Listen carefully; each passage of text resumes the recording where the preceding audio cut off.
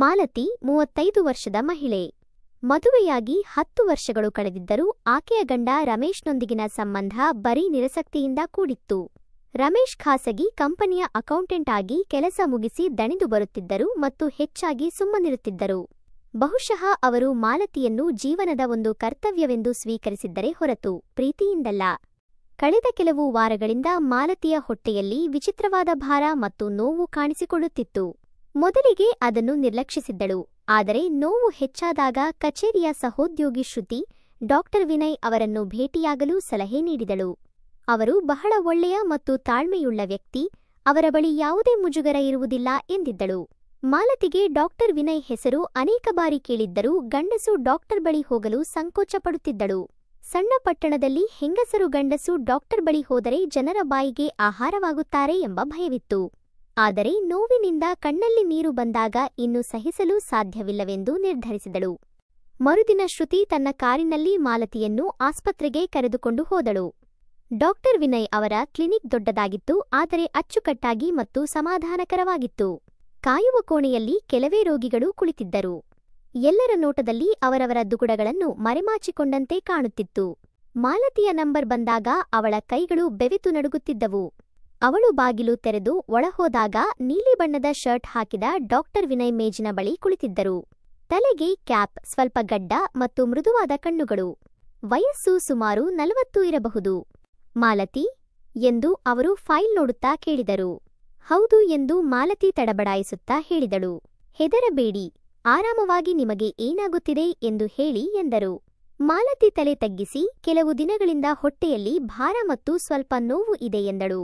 ಅವರು ಒಂದಿಷ್ಟು ಪ್ರಶ್ನೆಗಳನ್ನು ಕೇಳಿ, ನಿಮ್ಮ ಹೊಟ್ಟೆಯನ್ನು ಒಮ್ಮೆ ಪರೀಕ್ಷಿಸಬೇಕಾಗುತ್ತದೆ, ಆಗಲೇ ನಿಜವಾದ ಕಾರಣ ತಿಳಿಯಲು ಸಾಧ್ಯ ಎಂದರು. ಮಾಲತಿ ತಕ್ಷಣ ನಡುಗುತ್ತಾ, ಬೇಡ ಡಾಕ್ಟರ್, ದಯವಿಟ್ಟು ಏನಾದರೂ ಔಷಧಿ ಕೊಡಿ ಎಂದು ಬೇಡಿಕೊಂಡಳು.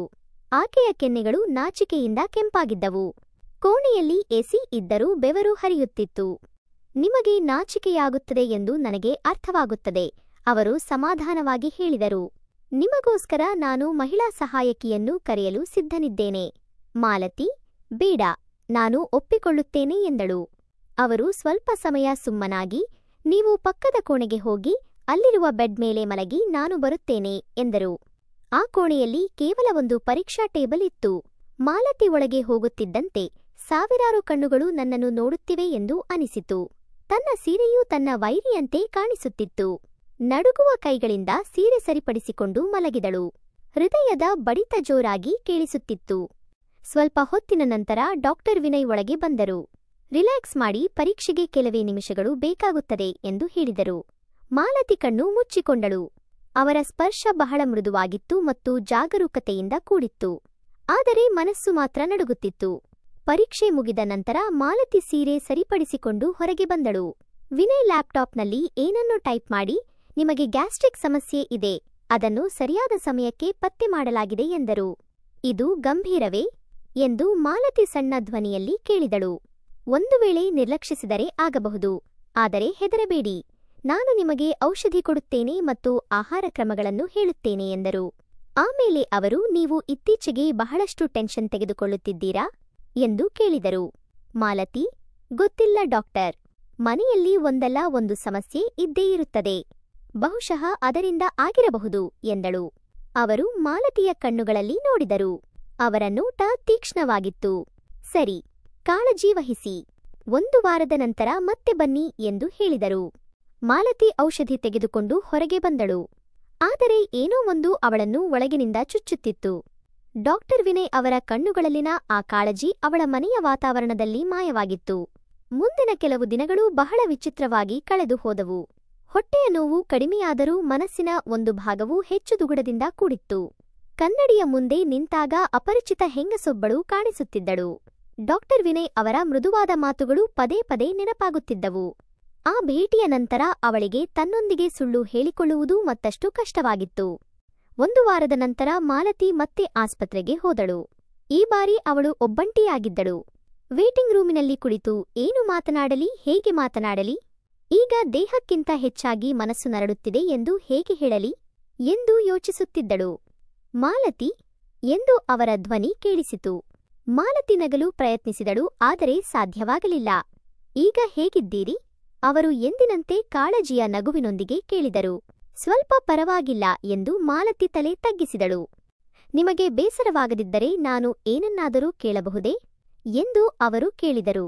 ಹೇಳಿ ಎಂದು ಮಾಲತಿ ಆಶ್ಚರ್ಯಗೊಂಡಳು. ನೀವು ಬಹಳ ಸುಸ್ತಾಗಿ ಕಾಣುತ್ತಿದ್ದೀರಿ. ಕೇವಲ ಆರೋಗ್ಯದಿಂದಾಗಿ ಮಾತ್ರ ಅಲ್ಲ. ನಿಮ್ಮ ಮುಖದಲ್ಲಿ ಏನೋ ಅಸಮಾಧಾನವಿದೆ. ಇಲ್ಲ, ಅಂಥದ್ದೇನಿಲ್ಲ ಎಂದು ಮಾಲತಿ ಸುಳ್ಳು ಹೇಳಿದಳು. ಸರಿ ಎಂದರು. ನಂತರ ನಿಧಾನವಾಗಿ ಈಗ ನಿಮಗೆ ಬೇರೆ ಏನಾದರೂ ತೊಂದರೆ ಇದೆಯೇ ಎಂದು ಕೇಳಿದರು. ಇಲ್ಲ, ಹೊಟ್ಟೆ ಈಗ ಚೆನ್ನಾಗಿದೆ.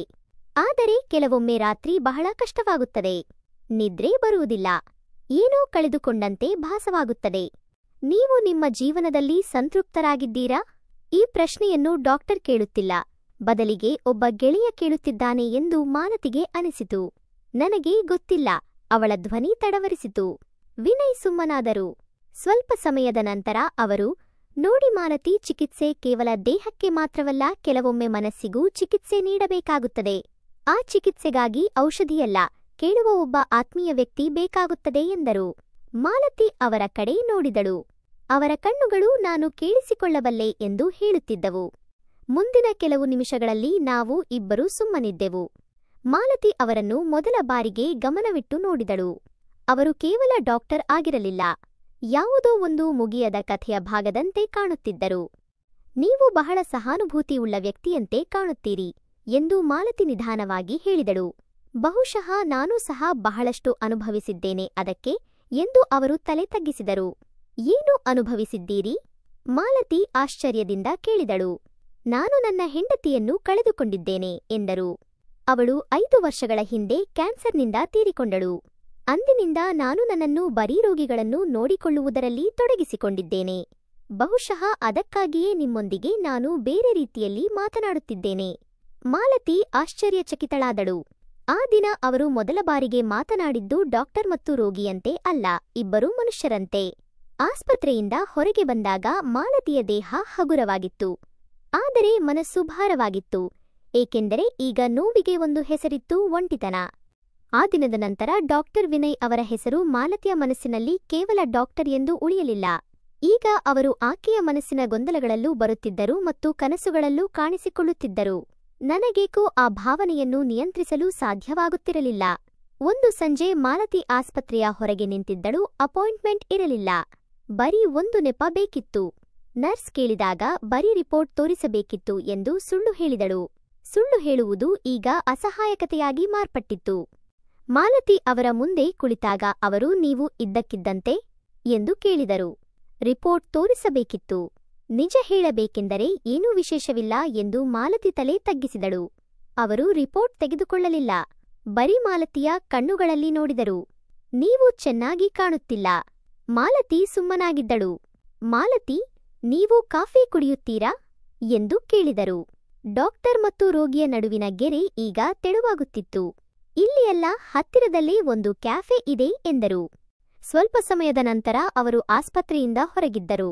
ಒಂದು ಸಣ್ಣ ಕ್ಯಾಫೆ, 2 ಕಪ್ ಕಾಫಿ ಮತ್ತು ಮೌನದ ಆವರಣ. ನೀವು ಒಂಟಿಯಾಗಿದ್ದೀರಾ?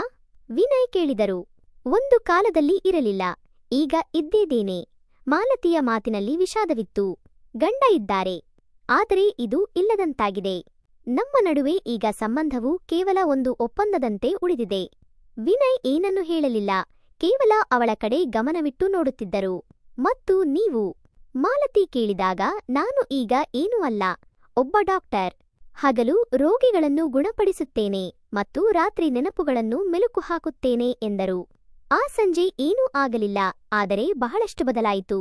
ಅವರ ಭೇಟಿಗಳು ಈಗ ಚಿಕಿತ್ಸೆಯಾಗಿ ಉಳಿಯಲಿಲ್ಲ, ಅವು ಈಗ ಒಂದು ಬಾಂಧವ್ಯದ ರೂಪವನ್ನು ಪಡೆಯುತ್ತಿದ್ದವು. ಒಂದು ದಿನ ಅವರು ಹೇಳಿದರು, ಮಾಲತಿ, ನಾಳೆ ನೀವು ಸ್ವಲ್ಪ ಸಮಯ ಆಸ್ಪತ್ರೆ ಮುಗಿದ ನಂತರ ಇರಲು ಸಾಧ್ಯವೇ? ನನಗೆ ಕೆಲವು ವಿಷಯಗಳನ್ನು ನಿಮ್ಮೊಂದಿಗೆ ಹಂಚಿಕೊಳ್ಳಬೇಕಾಗಿದೆ. ಏನು ವಿಷಯ? ಮಾಲತಿ ಆಶ್ಚರ್ಯದಿಂದ ಕೇಳಿದಳು. ನಮ್ಮೂರಿನ ಹಳೆಯ ದೇವಸ್ಥಾನಕ್ಕೆ ಹೋಗೋಣವೇ? ಅಲ್ಲಿ ಯಾರೂ ಇರುವುದಿಲ್ಲ ಮತ್ತು ಅಲ್ಲಿನ ಶಾಂತ ವಾತಾವರಣದಲ್ಲಿ ಉತ್ತರಗಳು ಸ್ಪಷ್ಟವಾಗಿ ದೊರೆಯುತ್ತವೆ ಎಂದು ಅವರು ನಗುತ್ತಾ ಹೇಳಿದರು. ನಾವು ಇಬ್ಬರೂ ಒಂದು ಕಲ್ಲಿನ ಬೆಂಚ್ ಮೇಲೆ ಕುಳಿತೆವು. ವಾತಾವರಣದಲ್ಲಿ ಸ್ವಲ್ಪ ತಣ್ಣಗಿತ್ತು ಮತ್ತು ಮನಸ್ಸಿನಲ್ಲಿ ದಟ್ಟವಾದ ಮೌನ ಆವರಿಸಿತ್ತು.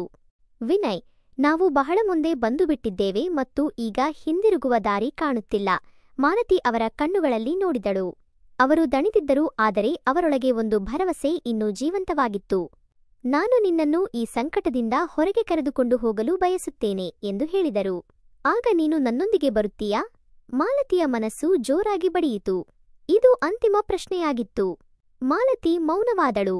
ಆಮೇಲೆ ನಿಧಾನವಾಗಿ, ವಿನಯ್, ನೀವು ನನಗೆ ಆ ಆತ್ಮೀಯತೆಯನ್ನು ನೀಡಿದ್ದೀರಿ, ಅದನ್ನು ನನ್ನ ಗಂಡನೊಂದಿಗೆ ನಾನು ಎಂದಿಗೂ ಅನುಭವಿಸಲಿಲ್ಲ.